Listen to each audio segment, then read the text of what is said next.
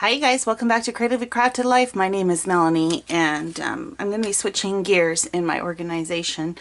Probably about 3 or 4 years ago, I made a quote-unquote commitment to myself to no longer have a permanent storage for scraps. In other words, I was not going to keep scraps as scraps. And I used to have a shoebox bin full of scraps by each color or color family, and I just found I never went to them because it was a pain to search for it, and I just didn't get around to it. And it was easier to just go grab a brand new piece of paper than to use scraps. And so up until this year, I've been doing a really good job. Typically when I finish a project, rather than, put the scraps in a scrap bin, I would make another project with it, either base cards or base pages, or I would cut or punch them into usable shapes. And by that, you could argue that they're still scraps, but let's just call them convenience food scraps, meaning they're already trimmed down to card size panels that I would use readily, so I don't have to do anything additional to them, or I've punched out shapes that I also, don't have to do anything with them. So I guess you can make an argument, but I don't call them scraps. I call them like panels, shapes, die cuts, etc. Okay. Long story short, I've been on a year-long purge. It's been over half a year, and as I come across things that I've been storing in collections, etc., I've been pulling them out to keep mostly full-size sheets where I store those items. And what has resulted is this. In conjunction, I've also been working on crafting projects, and so, this happens. This is an iris bin. It is well overflowing. So today what I'm going to do is I am going to sort through these, and then as part of my Smash Your Stash collaboration, where I work with other YouTubers and we focus on an item in our stash every month, that comes out on the 7th. So on the 7th, I will show you what I have all completed with these. So for this video, I'm going to show you how I sort this into something manageable, what I purge, and I will also show you what I have left after making all those projects for the video, but I won't show you what I actually made.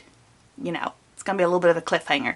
Okay, so let me get started putting some sort of semblance of order to this, and I will be right back. Okay, so I've done a preliminary sort, and basically all of the solids that are larger pieces I have here. I am probably going to try and maybe make some card bases out of the bigger pieces. And then we'll see what's left. I have Felicity Jane scraps right here, including the covers from the collections, which I think make great pages or bases. So I'm keeping those a little bit separate because I know they sort of all coordinate. And then the rest of my pattern scraps are over here. So the first thing I'm going to do is go through these larger pieces, make any card bases I can out of them. Then I'm going to go through this. And then the last thing I'm going to go through is this bin. So this is a divided bin from scrapbook.com. And I don't have a purpose for it, but it looks like it makes a great scrap sorting. So all of these are solid scraps, excluding white and black, and then these are white and black. But this will be the last thing I will deal with because they're small, and if nothing else, I will just recycle. As I'm going through these items, like for instance, when I make the card bases, anything that's left over will go in the scrap bin as well. Okay, so let me get started on that. Okay, I sorted out through the larger pieces and I've trimmed them down to either slimline cards, mini slimline, regular A2, and then 5x7 panels, 4x6, that sort of thing. Now, I'm not going to make these into cards quite yet. I started to, so I started making a few card panels. Some of these are a little bit odd size because, I can't measure.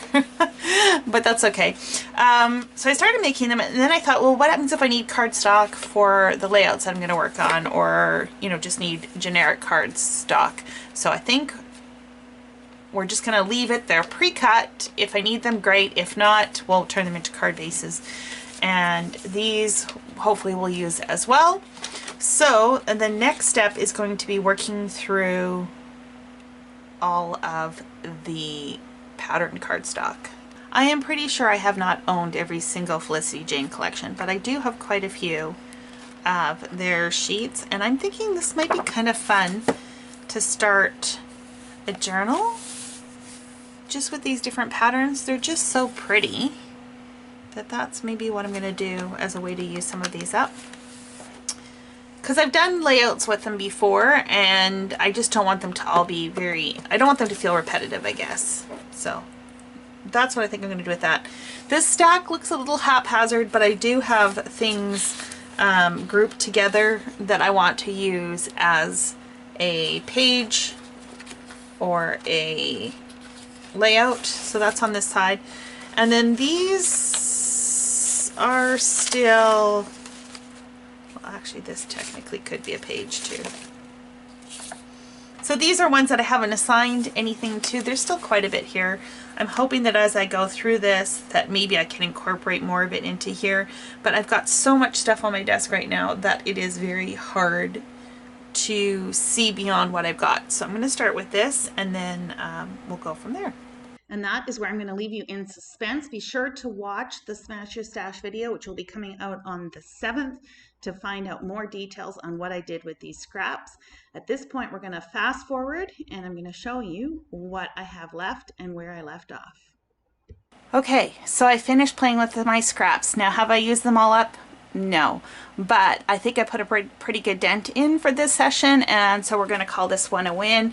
I made 23 base pages, what you see here, and one base card. If you want to see what these look like, be sure to check out my Smash Your Stash video, which will be coming out on the 7th of the month at 9 a.m. Pacific. I'm really happy with what I came up with, and I hope you will find it inspiring.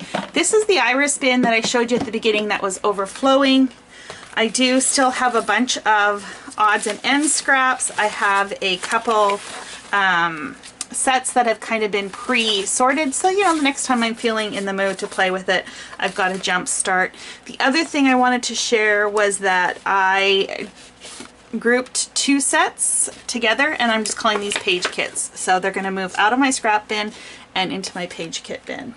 I also managed to make a bunch of card bases and panels using some of the scraps, and I still have this big bin of kind of cardstock that I'm just going to leave on my desk and plug away with as I'm crafting.